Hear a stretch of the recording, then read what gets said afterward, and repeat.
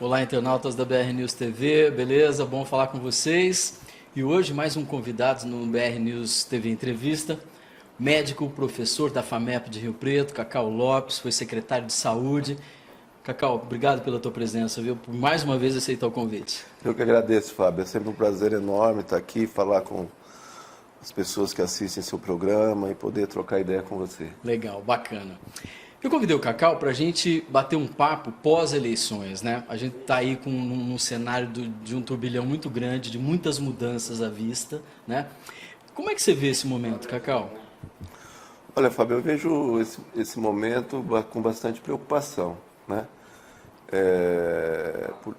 Enfim, a forma como se deu a campanha, a forma como o candidato que ganhou, o Bolsonaro, se alçou candidato a presidente da República, ou seja, com um discurso que eu diria que volta anterior ao século XV, né? Com desrespeito às mulheres, com desrespeito aos pobres, aos negros, aos homossexuais, enfim, um discurso que se pautou no ódio, né?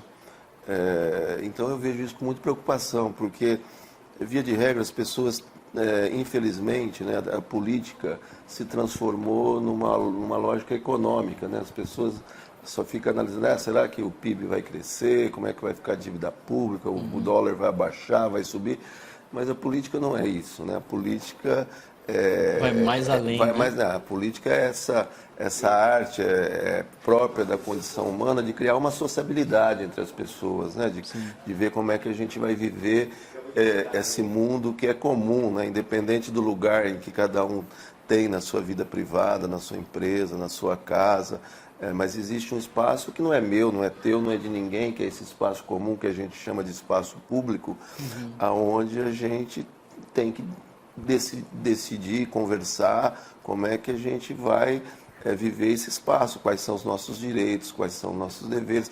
E isso foi uma conquista da humanidade, né? Desde a Grécia Antiga, que de uma certa forma inventou a democracia, inventou o espaço público, e depois do século XV também a gente cria o Estado moderno, e é gozado, porque não se trata nem, eu acho que nós estamos vivendo um momento que não se trata nem de ficar discutindo esquerda ou direita, porque, na verdade, tudo que se foi colocado e se continua colocando nesse processo de transição de governo é uma coisa que vai contra aquilo que é mais precioso do pensamento liberal, né? Por exemplo, o pensamento liberal ele tem, para mim, duas grandes vertentes, né? Vertentes assim, do individualismo, no sentido, o liberalismo faz com que o indivíduo surge na sociedade, né? Antigamente o indivíduo não existia, o povo era parte do corpo do rei, era parte da monarquia. Não, o pensamento liberal, não, cada indivíduo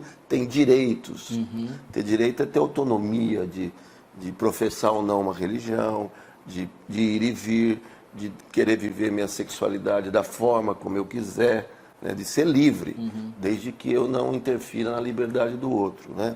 Essa é uma outra coisa.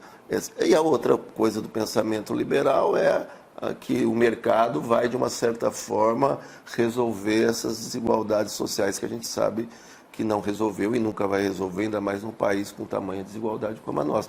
Então, me parece que esse governo que se coloca, inclusive, ele joga na lata do lixo aquilo que é mais precioso para um pensamento liberal, que, de uma certa forma, um pensamento foi renovador naquele momento, né?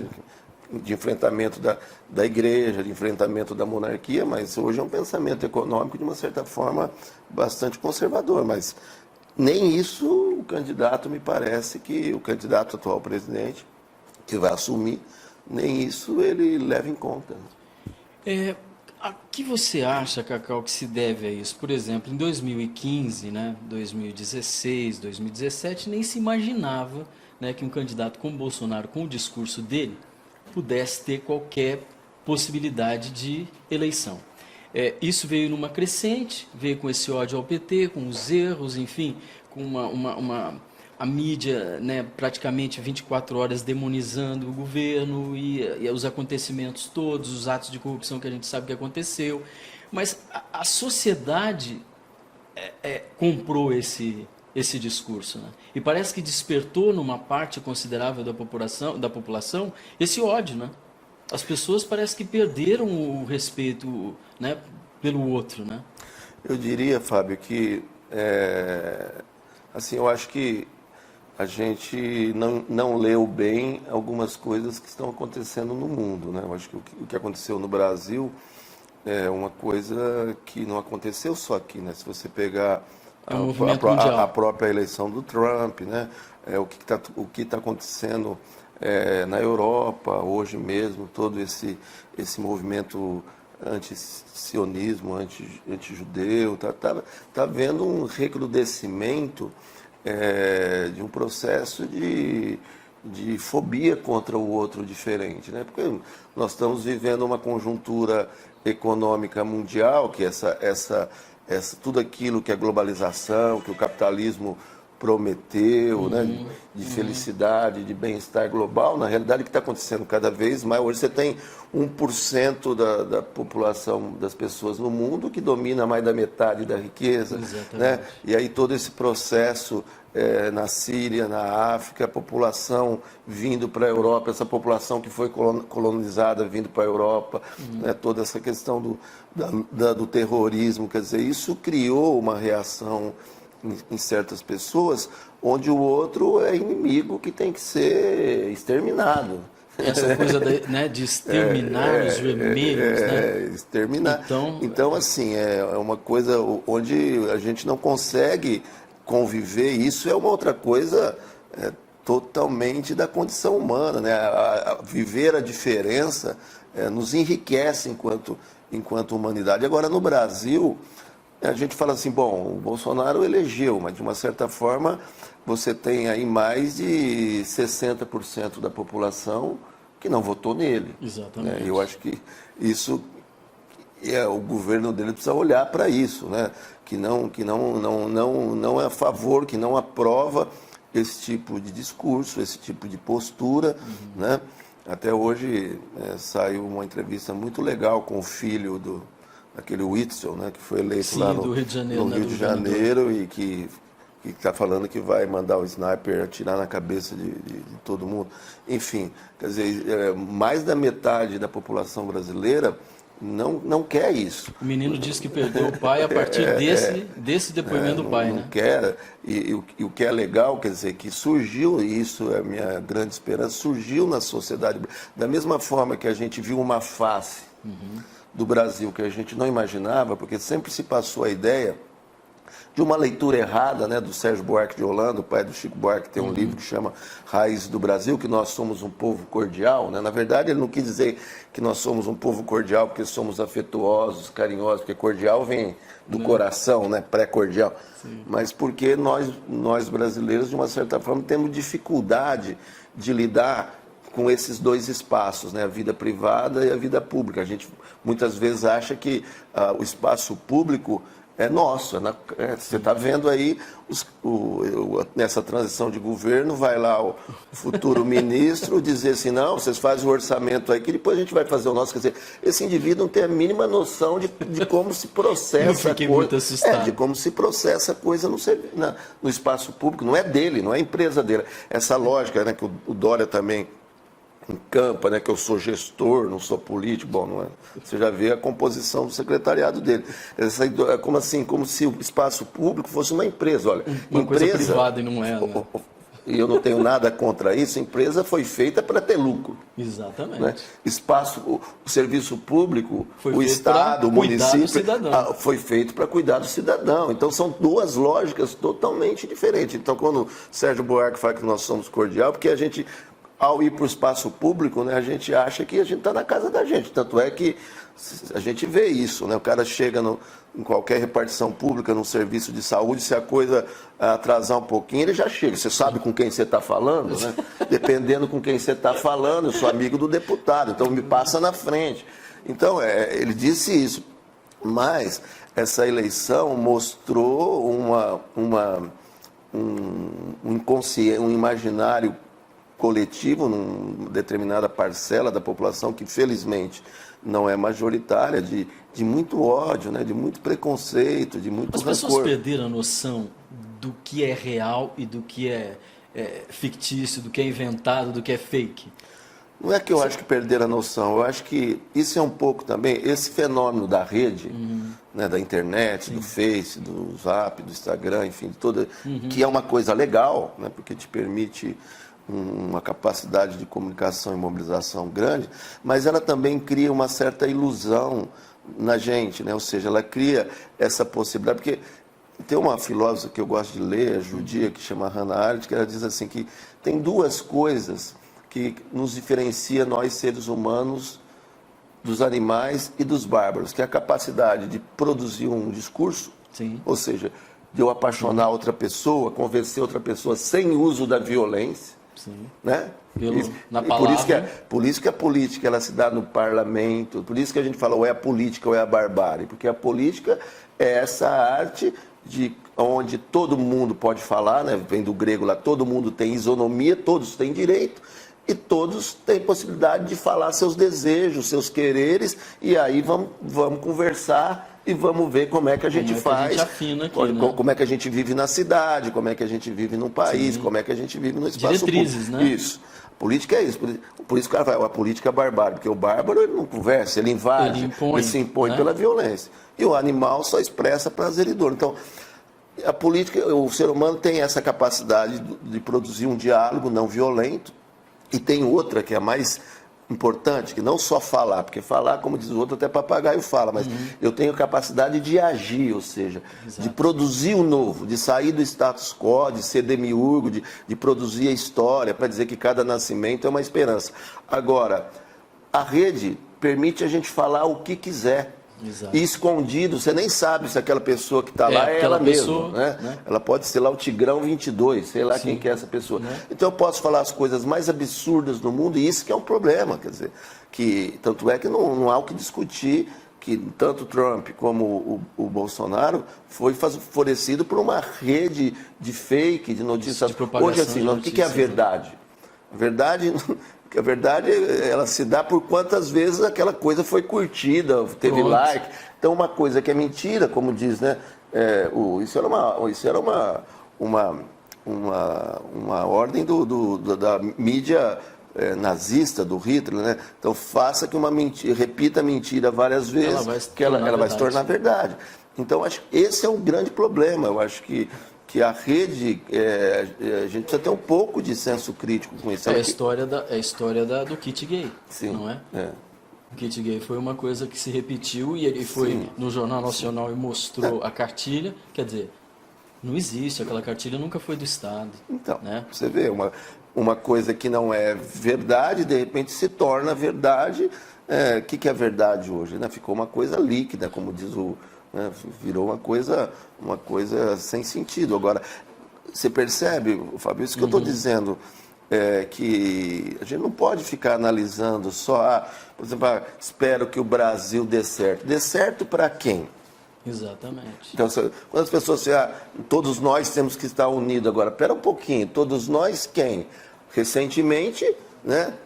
Bom, as pessoas, e esse para mim vai ser a lógica do governo, não temos dinheiro para garantir direitos de saúde, direitos trabalhistas, não temos nada, mas temos dinheiro para aumentar o salário do STF, né? Temos dinheiro para... Será que o Temer sanciona?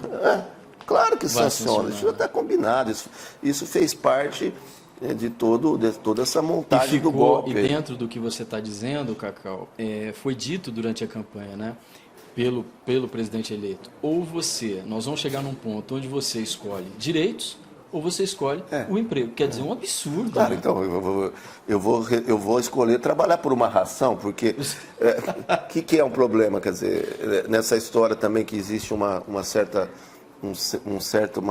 ficção, né, dessa lógica do o mercado resolve tudo. Então vamos acabar com um patamar mínimo de direitos e fica tudo relação empregador e empregado.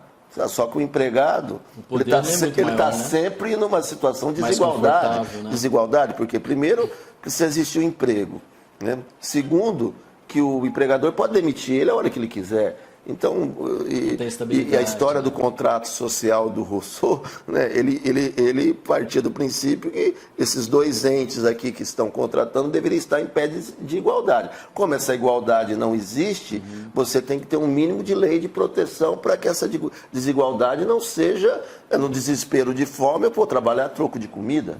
Outro ponto que ele diz também, eu queria a sua opinião, ele vai tipificar como atos terroristas os movimentos sociais. Quer dizer, mas não é tão simples assim, porque a Constituição tem uma cláusula que garante, né? Tem lá o Ministério das Cidades, tem uma... Então, não é tão simples como ele está imaginando, né, Fábio, Cacau? assim, eu acho que isso também, a gente precisa estar de olho. Aqui, independente de quem votou em quem, uma coisa é o que ele fala. Uma coisa que ele falou lá na eleição para ganhar, que todo mundo, né, bateu palma, mito, que ele é o capitão, que ele vai fazer e vai desfazer. Mas primeiro, que o mundo não é assim, né? Ele já ia fazer, desfazer, a China já deu uma enquadrada nele, os árabes já deu outra enquadrada nele, né?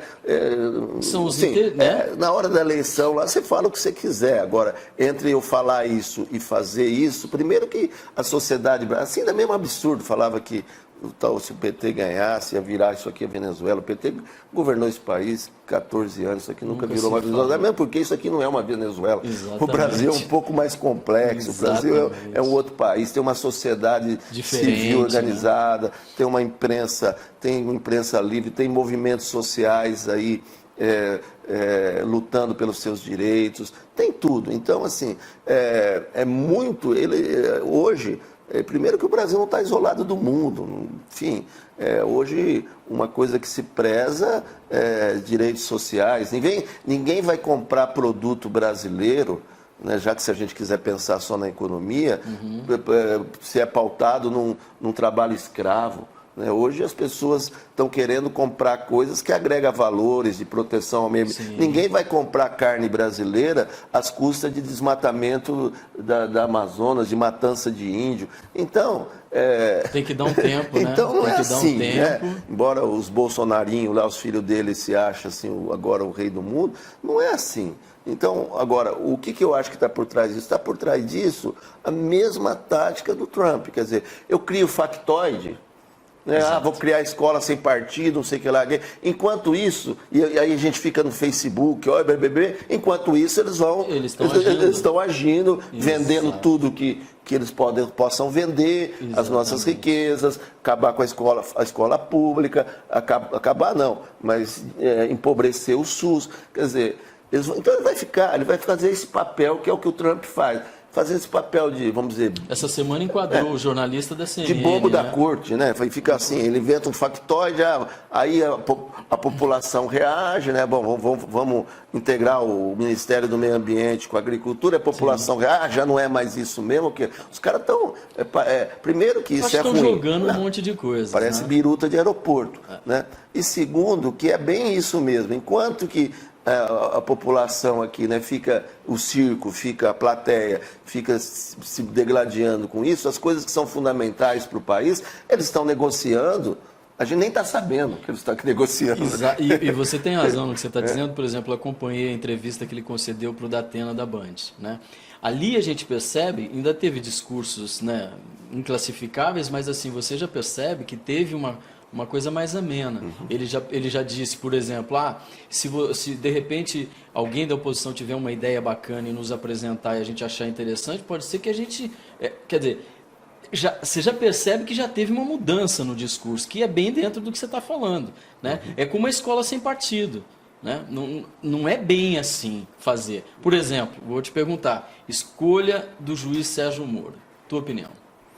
Não, para mim, a escolha do juiz Sérgio Moro, eu nunca, embora aí é uma pessoa, né, que virou também um herói na sociedade brasileira, para mim o Sérgio Moro sempre foi uma coisa seguinte, o Fábio, a gente se conhece e nós, um monte de gente, somos contra a corrupção. Eu acho que não existe crime maior do que você roubar dinheiro público. Você está roubando dinheiro público, você está roubando de todos nós. Dinheiro da saúde lá, dinheiro de uma educação pública com maior qualidade, dinheiro da merenda da criança, dinheiro de uma política de segurança mais eficaz. Então, para mim, essas pessoas têm que ser punidas exemplarmente. Tá? Agora, isso não pode ser seletivo. Exato. Uma coisa é ter discurso da corrupção, outra coisa eu falar do discurso da corrupção e só olhar para um lado. Não dá. Né? Então, quer dizer, esse discurso da corrupção, e volto a dizer, essa narrativa que o PT é corrupto é uma narrativa falsa. Exatamente, mesmo porque... Corruptos são alguns dirigentes do PT que fizeram coisa que não devia. Agora... O petista lá do Amazonas, né? Não tem nada a ver com isso. Assim como se eu fosse falar que a Igreja Católica é pedófila. Não, peraí. Não é toda a Igreja Católica. Você tem algumas pessoas assim como em todos os partidos. Agora, se passou essa narrativa que o PT é o pai e a mãe da corrupção. E ele sabe, no depoimento dele, está lá claro os depoimentos, que há muito tempo na Petrobras vinha ocorrendo isso. Isso não justifica que dirigentes do PT fizessem vista grossa com isso. Deviam tomar posição. Não tomaram, são culpados por isso. Tem que ser punido. Sim. Agora, não dá para falar um juiz que fala que é da corrupção e fecha o olho contra Aécio, fecha o olho contra Temer, vai agora lá... Nos 23 milhões. O Serra vai lá agora com o Onyx lá, agora ele pediu desculpa. Ele pediu desculpa. Não, e é muito complicado, porque assim, a gente percebe, já teve essa semana, diz que houve ao juiz Sérgio Moro o convite no primeiro turno para ser ministro. E depois veio aquela delação que ele publicou do Palocci dias antes da eleição, quer dizer, e agora vem a formalizar o convite para ministro da Justiça. Na minha opinião, como jornalista que está analisando os fatos, é estritamente condenável uma conduta dessa. É extremamente antiético. Tanto é que não tem um jornal internacional, alguém que faça parte... Que veja com bons olhos. Que vê a justiça como algo que não deva ser partidarizada, não deva ser politizada, que viu isso. Isso mostrou, a análise que todo mundo faz, mostrou claro a qual serviço o seu Moro estava. O tal do discurso da corrupção, que não pegou as outras cores, só olhou para um lado, ele fez o jogo para que o Bolsonaro ou qualquer outro candidato palatável aí da direita fosse eleito. Então, isso é claro. Então, o jogo acabou de confirmar tudo aquilo que se vinha falando, que tinha um golpe por trás disso. Aí, Fábio, o que sobra por trás desse discurso antipetista, e tem muito discurso antipetista, que eu até converso com meus amigos que são do PT, que o PT precisa fazer uma autocrítica disso. Muita gente votou no PT há uns tempos atrás, votou em candidatos do PT. Eu mesmo frequento o Clube dos Médicos, né, que a maioria das pessoas ali não são do PT, ao contrário. Sim. Mas lá atrás muita gente votou no PT com a esperança que o PT, ao assumir o governo, ia mudar essa cultura. E não fez. Então teve muita gente que se sentiu traída. Exatamente. Então essa responsabilidade tem que ser assumida. Sim. Né? Você acha que faltou essa meia-culpa mais explícita do PT? Não é nem meia-culpa. Eu acho que quando surgiu o Mensalão, que foi a época, inclusive, que eu acabei saindo do partido, naquele momento o partido já devia ter tomado uma atitude objetiva e direta, mais objetiva, porque, como eu digo, corrupto você tem em qualquer instituição. Sim. Né? As pessoas vêm, falam que o político é corrupto. Né? Você tem empresa, você tem um monte de coisa. Agora, conviver com o corrupto, se a instituição identificou que tem corrupção... Tem que expulsar, né? Tem que expulsar, tem que punir, tem que prender. Claro, você não vai conviver no meio. Isso não foi feito.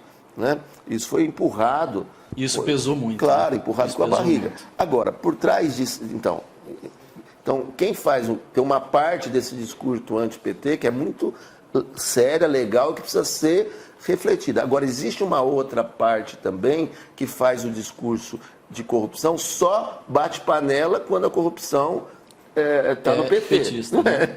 E aí, é uma panela conveniente, né? E por trás dessa panela existe, eu acho, aí sim se concentra nessas pessoas um ódio mesmo contra qualquer política pública que permita que um filho de uma pessoa menos favorecida, menos abastada, possa frequentar uma faculdade pública. Por trás disso tudo, né, vamos dizer, o governo Lula, continuou dando muito dinheiro para os bancos. Sim. Né, o Banco Itaú, Bradesco. Sim. O Lula investiu 30 bilhões em Bolsa Família. Né? Que as pessoas ficam com esse discurso aí de vagabundo. Não, Bolsa Família diminuiu a mortalidade infantil no Brasil. Agora, que tem alguns desvios, isso tem mesmo. Em todo lugar. Agora, ele deu aos bancos, só de pagamento de juros da dívida pública, 150 bilhões. Né? Mas pelo menos o que tinha? O governo do Lula não bateu de frente com nenhum interesse do sistema financeiro, nenhum interesse do capital. A única coisa diferente que ele fez foi falar, não, tudo bem, vocês vão ganhar, mas também tem que ter realizar políticas públicas para tentar diminuir essa. Tanto é que a pirâmide de renda do Brasil mudou completamente. A gente não é uma pirâmide, a gente virou não sei se é isso, um hexágono, não lembro da minha aula de trigonometria. Mas, enfim, você houve uma ascensão de ganho real de renda, das pessoas poderem, de ganho real de nível de escolaridade. Agora, tem uma classe média aí que não suporta isso. Você acha que a sociedade brasileira, nós sabemos, né? Foram 46 milhões de votos Haddad, 32 milhões de abstenções de que não votaram, são aí, né, quase... mais de 60%. Mais de 60%. Você acha que essa sociedade vai tolerar um governo autoritário? Vai tolerar um governo que retire direitos? Não vai. Eu não acredito que vá pelo seguinte, não adianta a gente falar, é aquilo que eu falo, né? Você fala assim, existem algumas palavras, né, que se servem assim para falar assim, agora precisamos estar todo mundo unido, né? O Brasil está em crise. Pô, você pode estar em crise, as pessoas que vivem do trabalho, mas o sistema financeiro brasileiro não está em crise, os grandes empresários não estão em crise. O Brasil, você tem 1% da população, que são 890 mil pessoas, que ganham 10 vezes mais mais da metade da população brasileira. Né? Esse governo que está aí, e como todo governo de cunho de direita, vamos dizer, nessa lógica neoliberal, que é de Estado mínimo de direitos, mas Estado máximo para o capital financeiro, para os grandes grupos empresariais.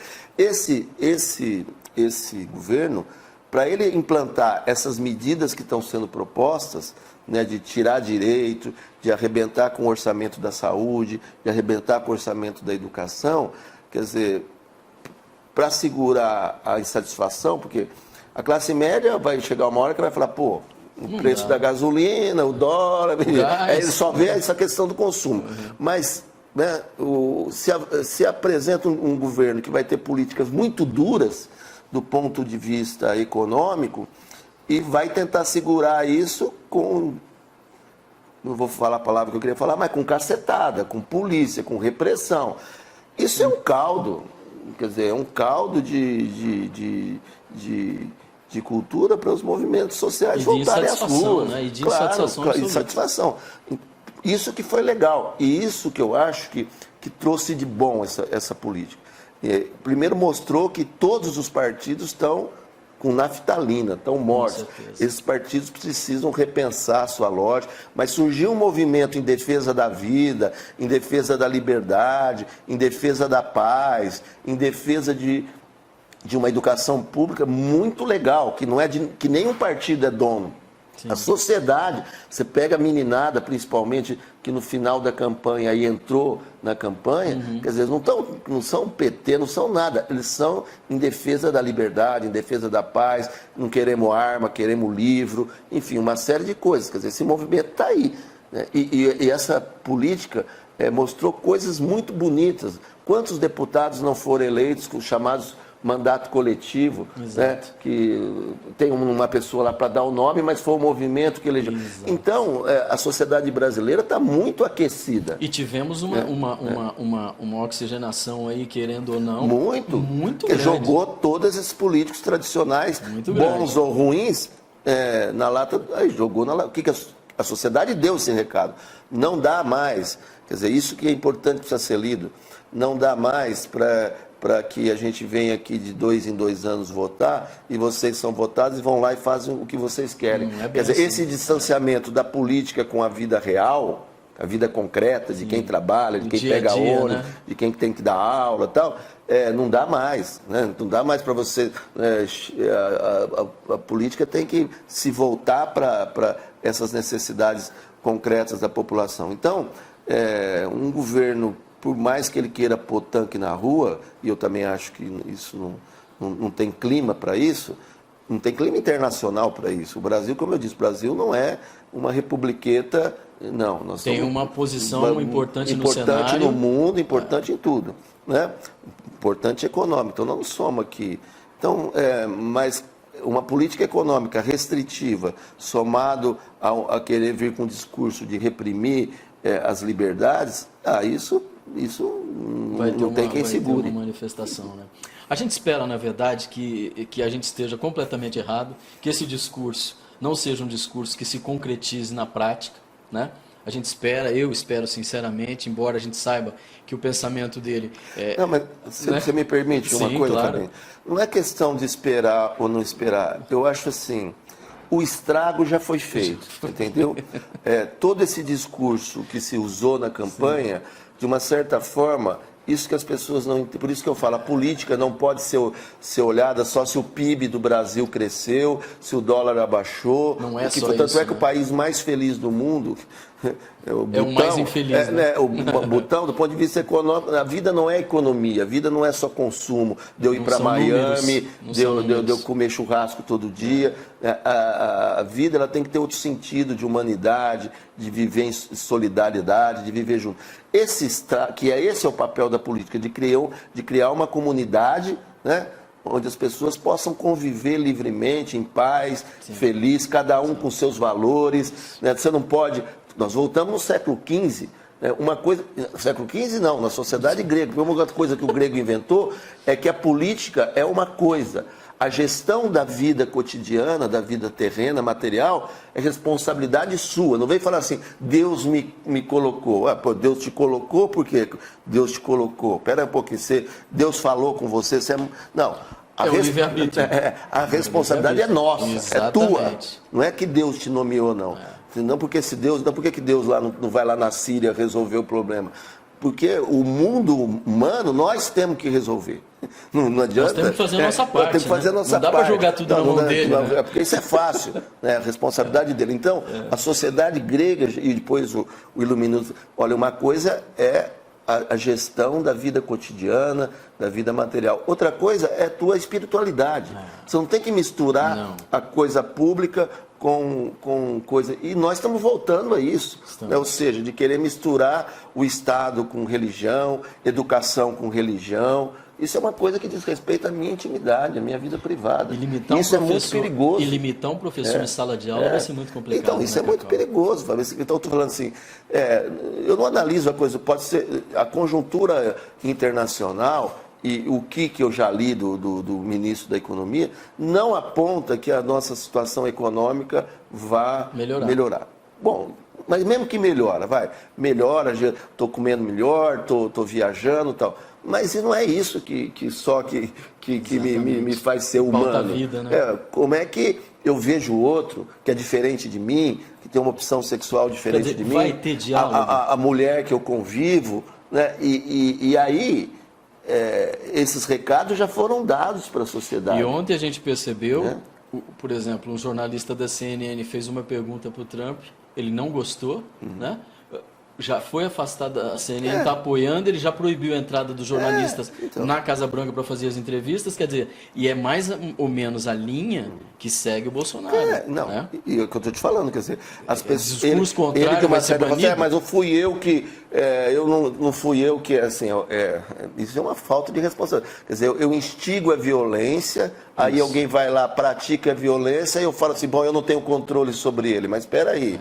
Né? Você é um presidente, você é um candidato a presidente da República. Isso. Portanto, você é uma figura pública. Tem que tomar cuidado com o que fala. Você passa um modelo de sociedade. Você está passando, de uma certa forma, você está autorizando as pessoas, quando você fala assim, cada um agora vai ter uma arma, ou seja, eu posso fazer a justiça, eu mesmo julgar, eu mesmo condenar, eu mesmo matar, ou eu mesmo agir com violência. Quer dizer, então, se plantou já um modelo de sociedade e que está todo mundo esperando, né? muito ruim, e que nós vamos ter um trabalho do cão para conviver com isso, conviver com isso, para mostrar que esse não é o caminho. Você não acaba com a criminalidade instigando mais violência, distribuindo arma. Né? Veja mais uma vez nos Estados Unidos aí, né? Ontem, né? O cara entrou na escola e metralhou, matou 12 pessoas. Um capitão reformado, né? Então, peraí um pouco. Não pode. Violência gera violência. Não é só isso, mas violência diminui muito quando você diminui a injustiça social, quando você diminui a desigualdade. Né? Sim. É isso. Cacau, te agradeço demais pela presença mais uma vez. Pensa que passa logo, né, Fabinho? É uma delícia conversar com você. Eu que te agradeço, Cacau. Então, um abraço. Tamo junto. Tchau. Eu me despeço de você, muito obrigado, estamos ligados juntos e nos encontramos no próximo BR News Entrevista. Valeu!